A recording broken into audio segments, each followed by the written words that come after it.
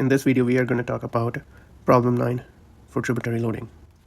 The steel framework is used to support the 4-inch reinforced stone concrete slab that carries a uniform live loading of 400 pounds per square foot. Sketch the loading that acts along the member BE and FED. First of all, let's determine whether it's a one-way or two-way slab system using our ratio length of the beam divided by the span. You get 1.33. This is less than 2, therefore it's a two-way slab system. Now let's draw the free body diagram, the frame. We have a beam in the center here. We know that two-way load system use a diagonal 45-degree angle lines to determine the distributed load of a structure in a manner drawn here, where area shaded in red transfers loading to the beam here BE, and area shaded in green transfers load directly to the girder EF.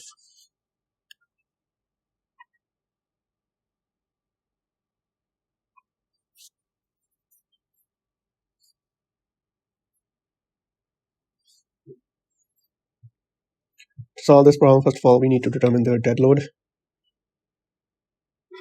and member BE. We know this is a reinforced concrete stone slab, therefore it's 144 pounds cubic foot. We know our concrete is 4 inches thick and its span for loading is 9 feet. Solving this,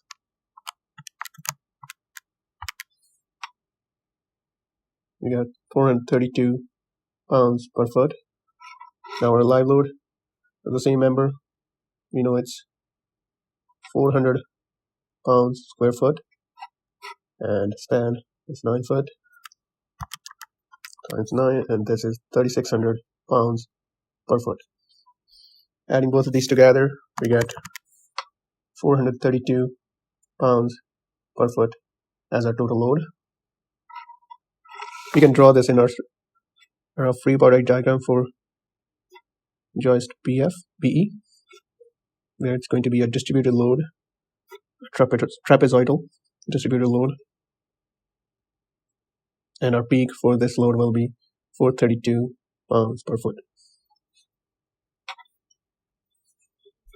We also need to determine the length of this area here, where the peak of the triangle is, in order to determine whether there is an area in between here or not. So let's do that real quick. So we know our angle here is 45 degree using tan. We know that our span is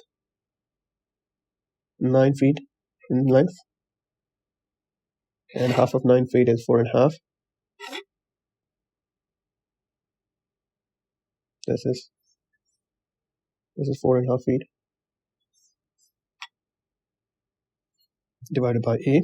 Solving for A, we get, alright, so this means we have 4.5 here and 4.5 here, and the remaining distance is 3 feet, which is in here. Okay, this makes our life easy, because now that we have to calculate our point load, we can simply 2 times the area of triangle plus area of the square in between, or rectangle, sorry, in between, area of the rectangle in between. Resultant point load is 30,240 pounds. Having it distributed on to the both points, we have to divide it by 2, and we get 15,120 on each point, B and E. Similarly, now we have to calculate the point load that is being exerted by the green shaded area onto the girder. We're going to use the easy method this time, where we simply have to divide the peak load of the uniform load of the beam BE. So it's 4032 in this case divided by 2, and we get a peak load as 2016. Let's draw our free body diagram for girder ABC. and we know we're going to have triangular loading for girder B, and then we have a point load from our joist B, which is 15 120 pound, and then we have our peak load, the triangle, as 2016. Now we can simply have our area of the triangle calculated to get the total load for the point load for B. So this is going to be 2 times area of the triangle, 0.5 times our peak load 2016, and then 4.5.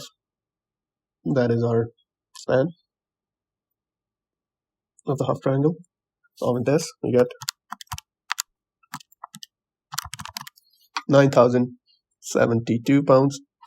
So now we can add 9,072 into the 15,120, and we get 24,192. Similarly, we can get the half triangle area for the point A and B, and this comes up to 4536. And finally, we have to add point load from our